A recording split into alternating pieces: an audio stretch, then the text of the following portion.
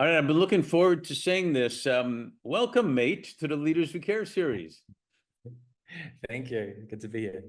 Yeah, well, this is a little bit of a Commonwealth party here, Canada, Kiwi, the whole thing, even though you're not living there right now. But it's great to have you, Aidan, and I can't wait to be able to share, and you can share with everybody some of the cool stuff you're doing.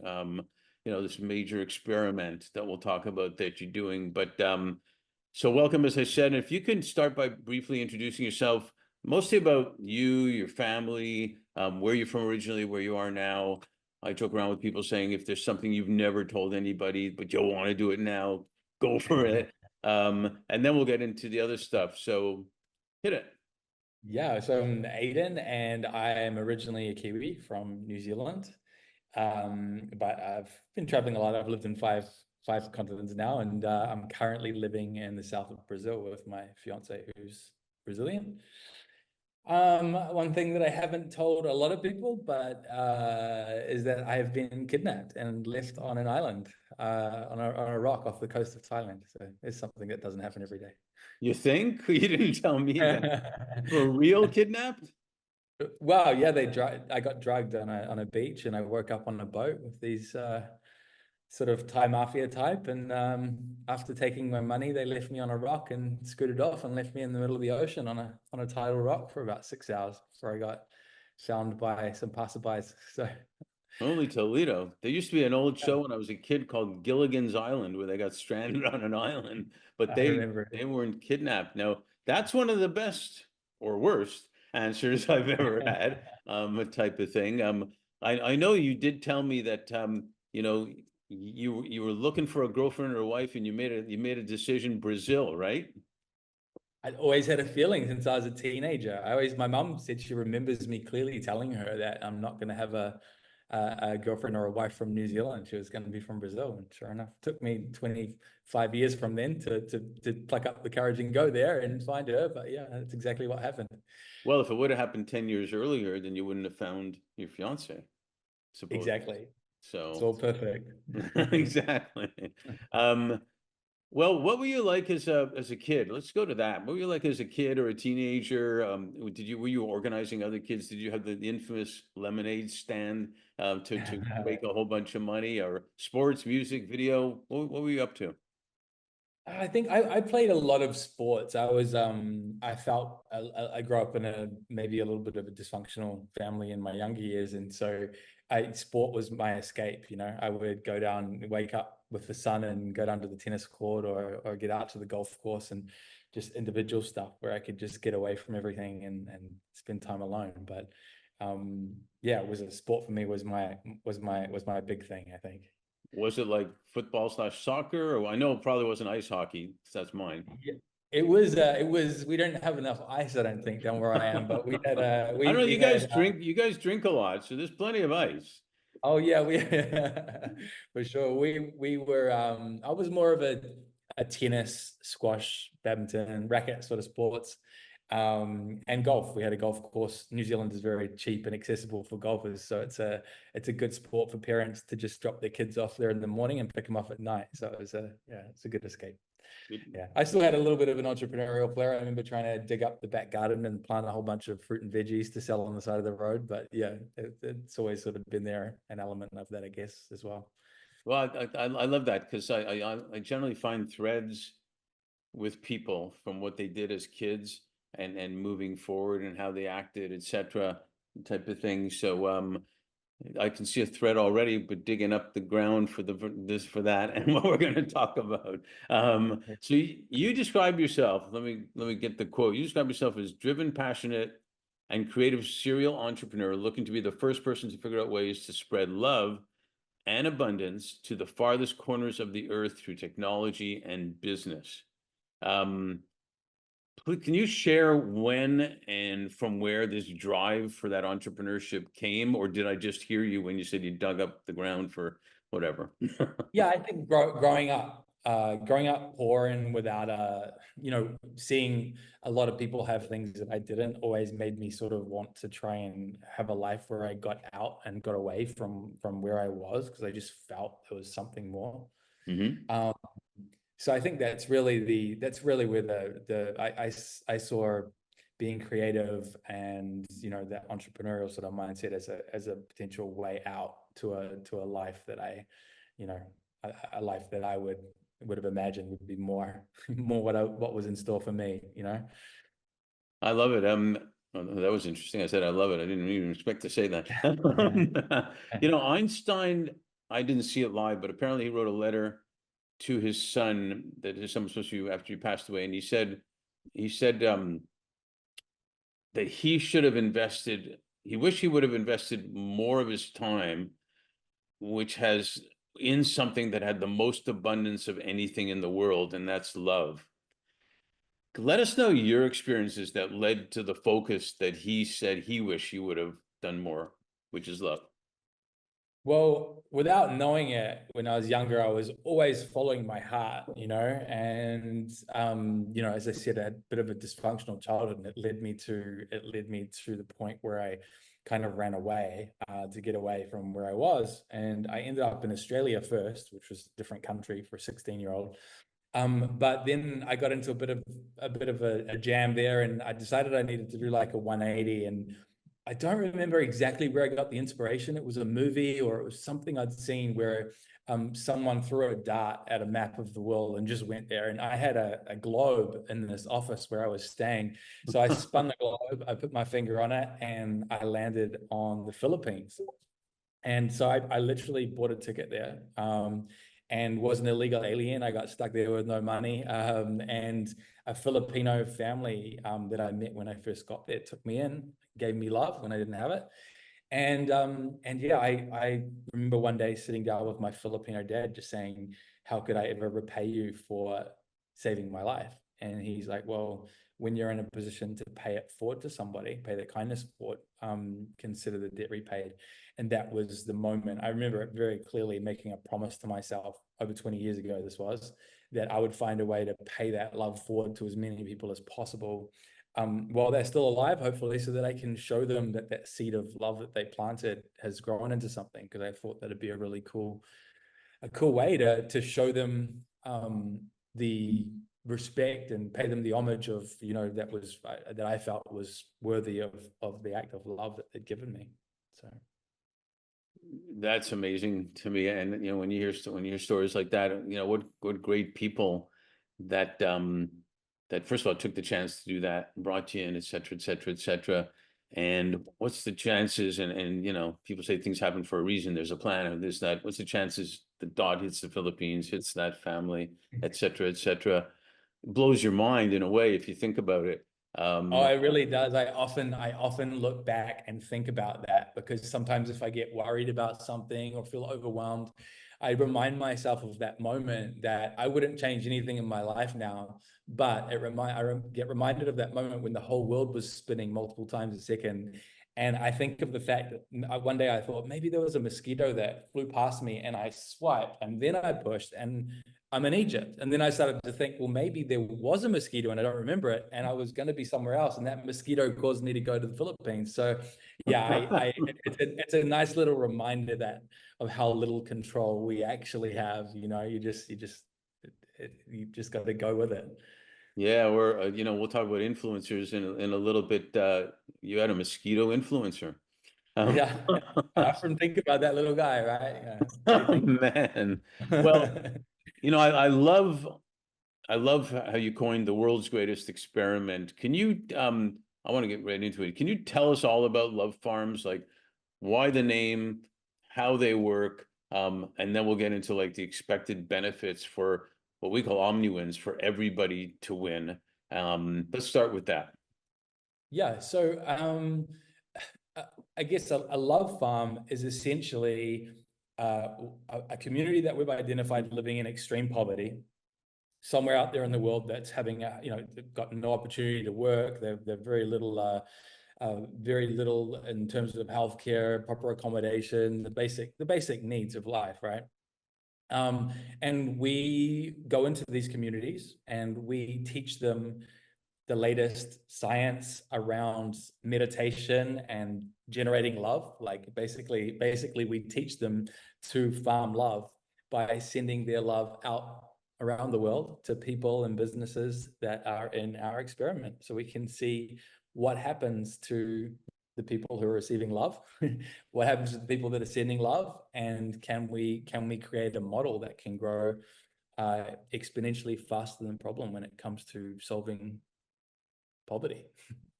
So first of all, it's Love Farms with an F, like real farms, not PH, right? Correct. Just so people Yes. know. And Correct. and how do you identify those places, and how do you go about educating them in that way? Well, we're just I guess if we just go back a little bit, the reason that we started doing this was looked at the problems that we're facing as humanity right now, and obviously poverty and inequality is a huge part of that.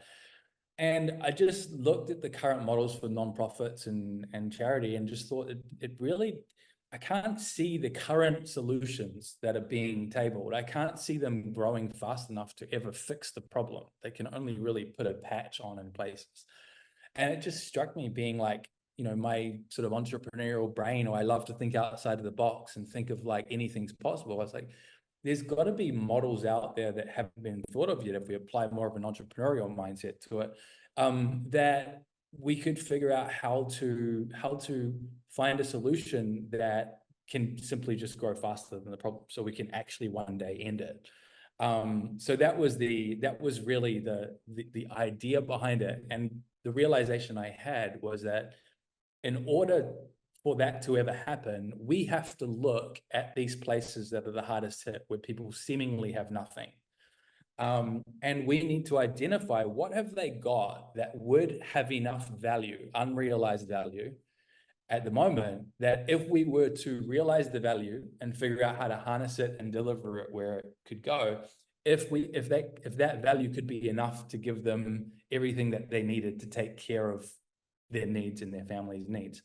And after looking at everything, the one thing that really struck me was that they all have, and after spending a lot of time in these places, they have love, they have huge hearts, they're really caring, and they have to look out for each other, and they've got a sense of community and togetherness and looking out for one another. And they all have families, they all have people they love and kids, and they don't have a way to look after them. And it struck me when I started to find out about all this science that's emerging around love and how it makes plants and trees go faster. It's incredible for mental health, for disease, for all sorts of things. It's like, man, what if we can harness that and we can prove that people need it? And then maybe we can create value that way, so that we can lift people out of poverty, simply with, harnessing the power of their heart. Yeah, I think it's so real, so amazing, and it answers, maybe you're taking over for Einstein in the sense of showing that type of thing, what he talked about, that there's so much abundance of it, and he wish he would have talked more about it. And one thing, I would say that you obviously you're giving people there is when you give people hope, and they already have a community and belonging, which is the thing that fills people's hearts and souls more than anything, is belonging, then you can do anything, basically anything. When a coach gives a player hope and belief, the player will do everything for that coach. Since I love doing sports analogies, and it in a way, it sounds like you're doing that. And it also, speaking of threads, what your adopted family did, basically gave you hope and love to pass that on as well. And look what's happening there. So it's not, it could be the greatest experiment for sure. And maybe it's even beyond an experiment. You kind of know it works. Now it's just a matter of and when you give people hope, they just, it's everything that people want is hope. So yeah, go ahead. No, I agree totally with that. And, one of the things that the current charity nonprofit models, I think, don't do very well is people are always, who are in poverty, are looking for a handout almost, or looking for someone to be generous, and because they need it, there's no other way. But if you can create value, if you can show that person who really believes that the world's forgotten about them, in these places. You know, even their own governments don't look after them. They've got nothing taken care of. They literally have to fight every day to survive. If we could go in and we could show them how they were valuable, and how we could perhaps show examples of businesses that were sent love from the communities who had transformed their businesses, or people who were sick could receive love, who'd gotten better. We can now empower these people in these communities and show them how they're changing the world. So they're not only earning their own money to take care of their own community, but they're also getting a sense of self-worth, and you know, we're showing them how they can change the world. And I think that's a much more exciting you know, possibility when it comes to finding a solution that can work to really eliminate this problem, you know, for good. That's why I love the thread between your adopted parents and you, because that's kind of what they did. I mean, you weren't in Yeah. abject poverty or whatnot, at least not like those people, but that's kind of what they did Yeah, it is. I had a realization that what it was they'd given me a touch point of love when I needed it the most. And I know I mentioned to an earlier discussion that in New Zealand, where I'm from, we have the highest rate of suicide for young men in the world.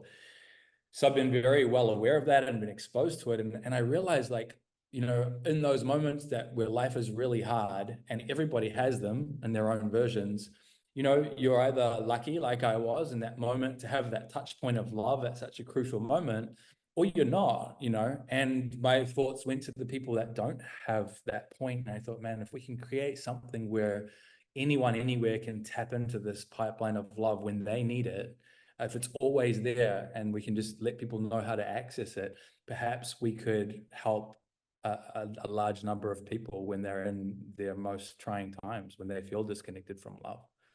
Yeah, which, and you've kind of talked about, I want to talk a little bit more about the expected benefits. You know, I said we create Omni wins when we get retained by organizations or clients to amplify whatever impact they want to make, and then we bring others in to join them on that impact, and it grows.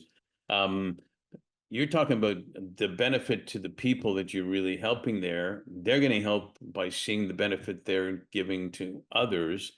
How do you see that translating into funding to help you, to support you on this, whether it's what I call social profits, because I don't like the term nonprofit. You know, there's social profits or corporates or whomever. How do you see the overall OmniWin playing out? Well, I've really thought very, very deeply and carefully about this before we put this together. And the way that I see it is that we're essentially proving love can be a currency, like function just like a currency. And at first thought, it sounds a bit crazy. Whoa, but when you think about what love can mean for different people, you know, if you're hungry and you don't have food to feed your children, love is food on the table, you know, or a job. If you're working, you know, 18 hours a day in an office, you're making tons of money and you've got no connection with people and no love. I mean, love could be someone's in you love. It's really, you've got to look at the whole thing. And I think that what I realize is all the problems that are in the world that I've observed, I believe are caused by an imbalance of love somewhere. Someone somewhere along the line is not getting the love that they should be. And with a love-based solution, everybody that touches the ecosystem should have a win. And so an example of what that looks like for this is, yes, like the people living in poverty need a way to provide for their families and feel self-worth and feel valuable. So we take care of them. We teach them to meditate. We turn Maslow's hierarchy of needs upside down, and they actually earn their keep and look after their communities and their families by taking care of their inner world and then sharing it with the world. The people in the experiment, which essentially are our donors, right? So they get all the benefits of giving to a nonprofit and helping a worthy cause, because these people really are worthy of help. But they get something different too. They get like almost like a little lottery ticket, because this is where the experiment part comes in. We don't know what's going to happen when they're receiving a ton of love back to them, you know, meditated on them every day. But all the science suggests it could be pretty fantastic, could create miracles, could create all sorts of magic. So they're getting a win from that as well. Companies that participate have the chance to give their customers products and services that are measurably infused with love, that their customer can actually see all the love that's been infused into that product. So they get a win, they get to do good, but they also get to grow their business and help them become more abundant. It helps the company culture, I'm sure, this kind of project. And the best thing about the whole system is the more evidence that we can get of how love can impact your business, your personal life, a sick friend, the more people come on board into the experiment, the more love is generated. And given that the love is generated by the world's poorest communities who are lifted out of poverty, we start to radically shift the amount of people that are in poverty. So that's the big vision. That's how. No, Yeah. I love it. I could see ABC company with whatever 1,000 employees, and the employees getting engaged and accepting that love and giving the love, and that gets into their work performance and their culture and the pride of in the company, and on and on and on, and turns into better business, not from a standpoint only of profit, but also profit because of that, as well as great branding, great reputation, great community, the whole bit. How do you explain that love is in the product? I think people are probably still wondering what that looks like, but doesn't mean you have to see it, because you can't. Well, you can sort of see love, but you feel it more than see it. Yeah, well, we don't necessarily see it yet, but this is really one of the things that makes this experiment so interesting to me, is that maybe we can see it, or at least see the tangible results of it once we've done it, because we've never really had a platform or a way to accurately measure and direct massive amounts of love. So that's what we've sort of built, is the platform that can do that. And once we get people in it, and businesses who say, we want to be the first companies in our country, in the world, in our niche, to have love infused into our products, then maybe we'll start to see it. And if we start to see it, it changes the game completely, right? Yeah, I was going to ask you if this is how you see this duplicatable, but I can kind of answer my own question, but I'm not going to. I'll let you answer it. And you've kind of led to that. This is very duplicatable. Very much so. It can be scaled. Like, once we build the framework, which is essentially just the way to connect people who have love to give with people that want to infuse love into what they do, the business, their lives, we can just plug them in and connect them with technology. So it really can be scaled super fast. But a simple example that I talk about, there's a lot of research and experiments where they've taken plants, like you might have seen the one with rice, where they took rice and they speak loving kindness to the rice. And the difference between the rice that had love and the rice that didn't is just astronomical. And this has been repeated by school kids, by people of all ages, and like all over the world.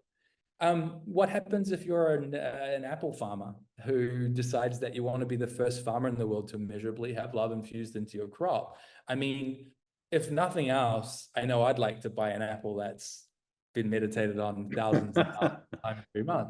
But what if we can show that the crop, just like the rice experiment or the other plants experiment, what if we can show that the crop that receives love grows faster, or the apples are more nutritionally dense, or Whole Foods is willing to pay a higher price for an apple that can be proven that it was farmed with love versus pesticides. Yeah, right. I mean, this is the kind of thing that we hope to be able to show one day down the track over time, because at the point we can show that it's a smart investment to put love into your product, service, company, or friend, or mother, or whoever it is, then it becomes a no-brainer. You don't need to understand energy. You don't need to be, in the woo-woo if that's what you think it is. We can simply say, look at the data. Here it is. It's smarter for you to put love into your product and help these people that need it. And the net result will be your company will be more profitable, and you'll feel better, and your staff will feel better, and the world will be better. Like, nobody loses. Yeah, you bet. Then you should put that rice experiment. I hadn't thought of that for a while, but it's an amazing experiment. And you're right, kids have done it in school and stuff like that. And if you notice, I have a huge plant back there, and there's a big painting with a heart behind it. And I actually hadn't thought of that before, but I will admit to the world that I do talk to the plants. I'm not going to tell you if they talk back to me because they'll start coming to get and take me away or something. But I think it has been proven too that, you know, you sing to plants, talk to plants and whatnot. There is an impact, whether it's energy, whatever you want to call it. We call it love. So I think it's fantastic. You mentioned tech before. You know, the fourth industrial revolution has kind of been defined by tech, AI, technology, VRA, and all that stuff. But the fifth has been talked about as as humanity at the end of the day. And we intersect talent and impact, you know, all the time in everything we do. Love farms certainly emphasize humanity. That's a no-brainer. Talk about the tech that you're talking about that impacts the farms, or how are you using it to connect people? How are you using tech? How is it involved? Well, we've built a technology platform, which essentially is the framework or the way that we connect the love with the recipients, but it's also able to be utilized like functions like a wallet, a credit card, a bank account for someone in the farm who's unbanked, right? So every time the love farmer completes a meditation, they receive a credit on the app, which has a monetary value. And that monetary value, that value can be transacted in the community at any of the vendors that service that community. So what it does, it literally enables us, we're able to use technology and the humanity side of it, the love, to literally materialize food for a starving family who's hungry. They can sit together and meditate and turn their heart's energy into food minutes later. So the technology is a really vital part. It's not, we're using it in a very basic way to start with, but because we're now connected globally through the internet and through smartphones in people's pockets, it's a very powerful tool to be able to connect the two together, the humanity with the technology. But to take it a little step further, at the beginning, right now, what we can do is we can measure the love farmer's time and presence, right? Which are the two basic levels. We've got it done in a way where they can't be washing the dishes or anything. If they're sending love, they're fully present, their thumbs are on the screen, we're measuring it, and we can measure the amount of time that they were connected. But there are devices now that can measure the frequency that we're vibrating at. And so they're already becoming very affordable. So where we want to take it is very much get it to the point where love farmers start at a base level. We teach them how to meditate. They become better and better until we can actually get them to drop into the frequency, the most powerful frequency of love and vibration, and be able to reward them accordingly. So they actually can get paid for getting better at sending love out to the world. Man, I think you need to hire the Beach Boys for good vibrations or something. While that's going on. Totally. Supertramp, give a little bit. Like there's so many. No, I think it's spectacular for all the reasons that you talked about. And you know, just briefly, we were talking before about how AI is going to play a part, and how love language and positive language is being we're working on it now. People smarter than me are working on it, but I'm involved where get that language into AI so AI comes back with that, which is fascinating based on what you're talking about, that being between humans. They're talking about exchanging love with machines in that sense, which is another thing to blow your mind, which we won't talk about now because it'll take too long. But I think it's fantastic what you're doing, and you know, I look forward to talking more about it. And you know, in LA we say keep them wanting more, because that way we'll have to do a sequel, and I think we'll have to probably do a sequel here. But I do have one last question and this is more personal, if you will. But you know, a client told me it's 2021. He told me after the pandemic year, he said, "Man, 2020 was the year that flew by slowly." I thought, what a great statement, because sometimes we all feel it was yesterday, and sometimes it's years ago at the same time for some reason. And it has been, it's 2024 now. And with all that, everything that's gone on, what are you most grateful for? And also, what are you most hopeful for? Well, I think there's been a massive shift after the pandemic, and people were forced to look inside more. They had more time to be alone with their thoughts and perhaps explore some of these other ideas and concepts that they might not have had a chance to do otherwise. And I certainly think it's accelerated the consciousness really of the planet. I feel like the discussions like now that you could farm love and receive love, I absolutely think people are already much more open to it than they were before the pandemic. I've just noticed.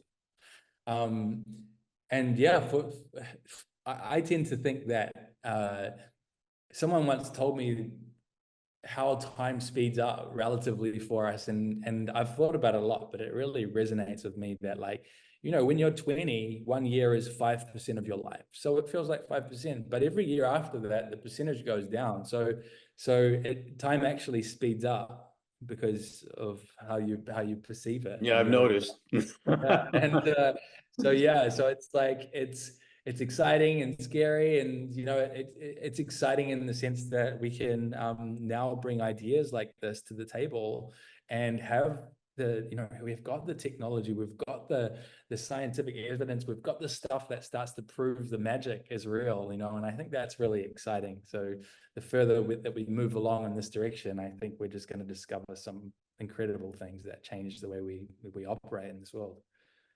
No, that's great. Well, I'm grateful that you are a leader who cares. So you've proved it now to the world here, and I'm actually hopeful for the same reason that you are a leader who cares and has the the courage. I don't know if that's the right word, but the gumption, the guts to actually go out and do it, and not be, what they say, a man doesn't talk about love farms like we were talking before or whatever, but maybe a real man does talk about love farms because of what it stands for. So thanks for all you do and for being on the series. Really appreciate it.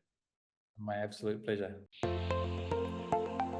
Thank you for listening to the Brand Called You videocast and podcast, a platform that brings you knowledge, experience, and wisdom of hundreds of successful individuals from around the world. Do visit our website www.tbcy.in to watch and listen to the stories of many more individuals. You can also follow us on YouTube, Facebook, Instagram, and Twitter. Just search for the Brand Called You.